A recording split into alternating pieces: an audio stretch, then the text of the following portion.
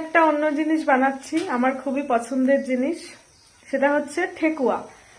নন বেঙ্গলিদের ছট পুজোয় যেটা হয় ঠেকুয়া, আমি ফোনে দেখে অনেকবার বানিয়েছি, ভালোই হয়, খেতেও খুব ভালো লাগে। তো আজকেও সেটাই বানাচ্ছি।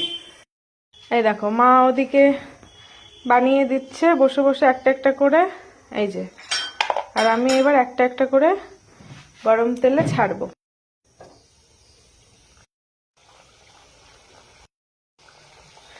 এটা হচ্ছে ময়দা দিয়ে, তারপরে সুজি দেওয়া হয়েছে, শুকনো নারিকেল, বাদাম আর কিশমিশ, আর চিনি দিয়ে করিনি, এটা গুড় দিয়ে বানানো হলো। ভীষণ টেস্টি হয় খেতে। আটা দিয়েও বানানো যায়, কিন্তু আটা দিয়েও ভালো লাগে, কিন্তু আমার ময়দারটা বেশি ভালো লাগে। ওকে বললাম যে ময়দা দিয়ে বানাও, ভালো মুচমুচে হয় আর বেশ খাস্তা খাস্তা হয় খেতে। সকালের জল খাবারে দুটো একটা, বা বিকেলে ইভিনিং স্ন্যাক্সে ভীষণ ভালো লাগে। গ্যাসটা লো টু মিডিয়াম দিয়ে ভাজতে হবে, না হলে কালার চেঞ্জ হয়ে যাবে কিন্তু ভেতরটা ঠিকঠাক সিদ্ধ হবে না। সেই জন্য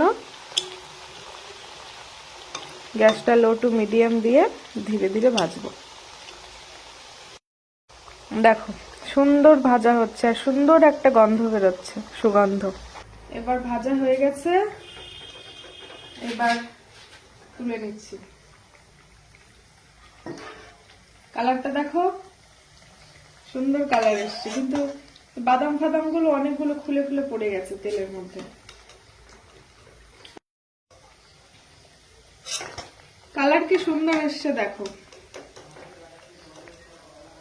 সুন্দর কালার এসছে, কিন্তু বাদাম ফাদাম গুলো অনেকগুলো খুলে খুলে পড়ে গেছে তেলের মধ্যে। ঠান্ডা হলে আরো মুচমুচে হয়ে যাবে।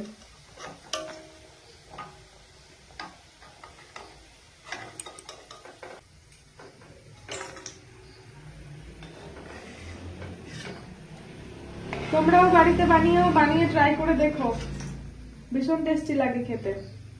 আমি আগেও খেয়েছি, অনেকবার বাড়িতে বানিয়ে খেয়েছি, নন বেঙ্গলিদের হাতেও খেয়েছি ছট পুজোর প্রসাদ, আর আজকে আবার বানালাম। তা ঠান্ডা হলে মুচমুচে হয়ে যাবে আর ভীষণ টেস্টি লাগবে খেতে তখন।